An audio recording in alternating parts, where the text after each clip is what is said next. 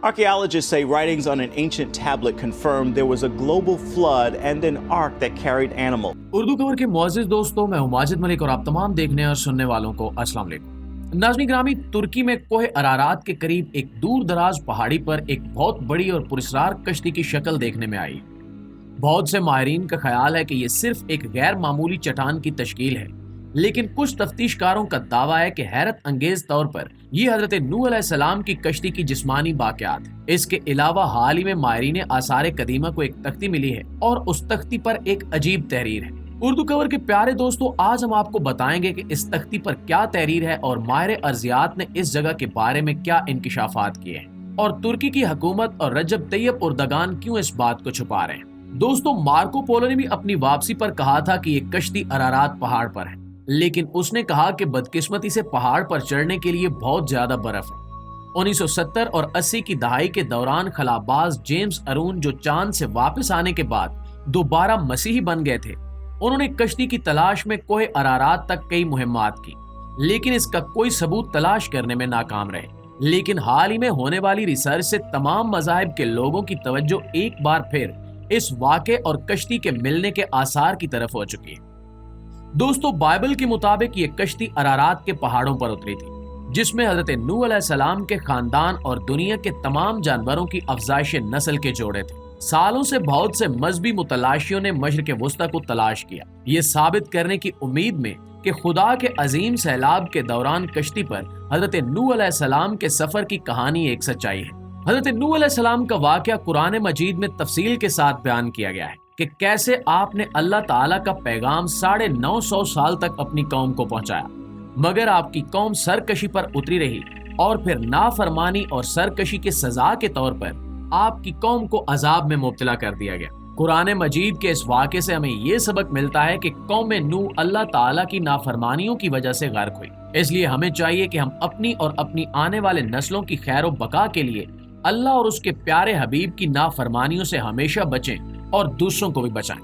پیارے دوستو، آج کی ویڈیو میں حضرت نوح علیہ السلام کا واقعہ قرآن مجید کی 29 سورتوں کے حوالے اور مستند تاریخی، سائنسی اور ارضیاتی تحقیق کے نتیجے میں ملنے والی انکشافات کی روشنی میں لائے ہیں، جس میں ہماری ٹیم اس موضوع پر ریسرچ سے آپ کو حضرت نوح علیہ السلام کی پیدائش، دعوت توحید، قوم نوح کی سرکشی اور اللہ تعالیٰ کے جلیل القدر پیغمبر کی توہین اور اس کے نتیجے میں آنے والے عذاب، موجودہ صدی میں حضرت نوح علیہ السلام اور کشتی نوح کی ملنے والی باقیات سے متعلق آگاہ کیا جائے گا۔ ناظرین، اللہ تعالیٰ کے نبی حضرت نوح علیہ السلام کے دور کی ایک قوم تھی جس کا نام قوم نوح تھا۔ اللہ تعالیٰ نے حضرت نوح علیہ السلام کو ان کی قوم کی طرف اپنا رسول بنا کر بھیجا، اور حضرت نوح علیہ السلام نے اپنی قوم کو بت پرستی چھوڑنے اور صرف اللہ کی عبادت کرنے کی دعوت دی۔ ان کے سامنے اللہ تعالیٰ کی قدرت اور وحدانیت کے دلائل بیان کیے اور اللہ کی نافرمانی کرنے پر انہیں غضب اور عذاب سے ڈرایا، لیکن انہوں نے حضرت نوح علیہ السلام کی دعوت قبول کرنے سے انکار کر دیا۔ اسی طرح حضرت نوح علیہ السلام 950 سال تک اپنی قوم کو خدا کا پیغام سناتے رہے، مگر چند افراد کے علاوہ ان کی بد نصیب قوم ایمان نہیں لائی۔ اس قوم کا یہ حال تھا کہ ہر بوڑھا باپ اپنے بچوں کو یہ وصیت کر کے مرتا تھا کہ نوح علیہ السلام بہت پرانے پاگل ہیں، معاذ اللہ، اس لیے کوئی ان کی باتوں کو نہ سنے اور نہ ان کی باتوں پر دھیان دے۔ یہاں تک کہ ایک دن یہ وحی نازل ہوئی کہ اے نوح، اب تک جو لوگ مومن ہو چکے ہیں، ان کے سوا دوسرے لوگ بھی ہرگز ایمان نہیں لائیں گے۔ اس کے بعد آپ اپنی قوم کے ایمان لانے سے نا امید ہو گئے اور آپ نے اس قوم کی ہلاکت کے لیے دعا فرما دی۔ ناظرین گرامی، قوم نوح کی وہ نافرمانیاں اور گستاخیاں جو ان کے عذاب میں مبتلا ہونے کی وجہ بنی کچھ یوں ہیں کہ جب آپ کشتی بنانے میں مصروف تھے تو آپ کی قوم آپ کا مذاق اڑاتی تھی۔ کوئی کہتا تھا کہ اے نوح، اب تم بڑھئی بن گئے ہو، حالانکہ پہلے تم کہا کرتے تھے کہ میں خدا کا نبی ہوں۔ کوئی کہتا کہ اے نوح، اس خشک زمین پر تم کشتی کیوں بنا رہے ہو؟ کیا تمہاری عقل ماری گئی ہے؟ غرض طرح طرح کا تمسخر اڑاتے اور قسم قسم کی تانا بازیاں اور بد زبانیاں کرتے رہتے۔ جب طوفان نوح آ گیا تو آپ نے کشتی میں درندوں، چرندوں اور پرندوں اور قسم قسم کے حشرات الارض کا ایک ایک جوڑا نر اور مادہ سوار کر دیا، اور خود آپ اور آپ کے تینوں فرزند یعنی حضرت حام علیہ السلام، سام علیہ السلام اور حضرت یافس علیہ السلام، ان تینوں کی بیویاں اور آپ کی مومنہ بیوی اور 72 مومنین، کل 80 انسان کشتی میں سوار ہو گئے، اور آپ کی ایک بیوی وائلہ جو کافر تھی اور آپ کا ایک لڑکا جس کا نام کنان تھا، یہ دونوں کشتی میں سوار نہیں ہوئے اور طوفان میں غرق ہو گئے۔ طوفان نوح اپنی نوعیت میں اس قدر حیرت انگیز اور مہیب تھا کہ اس کی داستانیں ساری دنیا میں مشہور ہیں۔ عہد نامہ قدیم اور عہد نامہ جدید میں اس کی تفصیلات مختلف انداز میں بیان کی گئی ہیں۔ بابل کی تاریخوں، ہند کے رزمیوں، ویلز، اسکینڈینیویا، لیتھونیا، چین اور یونان کی داستانوں تک میں اس کا ذکر ملتا ہے۔ تحریک مجاہدین ہند کے مولانا محمد جعفر شاہ تھانیسری، جو کالا پانی میں قید رہے، اپنی داستان اسیری میں لکھتے ہیں کہ مقامی باشندوں کی قدیم کہانیوں میں طوفان نوح جیسے سیلاب کا ذکر آتا ہے۔ طوفان نوح کے واقعے کے اس قدر عام ہونے کے کم از کم 3 امکانات ہو سکتے ہیں۔ جو لوگ کشتی پر سوار تھے اور جنہوں نے خود اپنی آنکھوں سے یہ مہیب منظر دیکھا تھا، ان کے ذریعے یہ واقعہ نسل در نسل منتقل ہوتا رہا۔ جو لوگ پڑھنا لکھنا جانتے تھے، انہوں نے اس واقعے کی تفصیل لکھ لی۔ اللہ تعالیٰ نے جو آسمانی کتابیں نازل فرمائیں، ان میں اس واقعے کا اسی طرح ذکر کیا گیا جس طرح کہ قرآن مجید میں کیا گیا ہے۔ بنی اسرائیل میں اس واقعے کا چرچا زیادہ اس لیے رہا کہ وہ ان لوگوں میں سے ہیں جنہیں اللہ تعالیٰ نے حضرت نوح علیہ السلام کے ساتھ کشتی میں سوار کروایا تھا، جیسا کہ سورہ بنی اسرائیل کی آیت نمبر 3 سے ظاہر ہے۔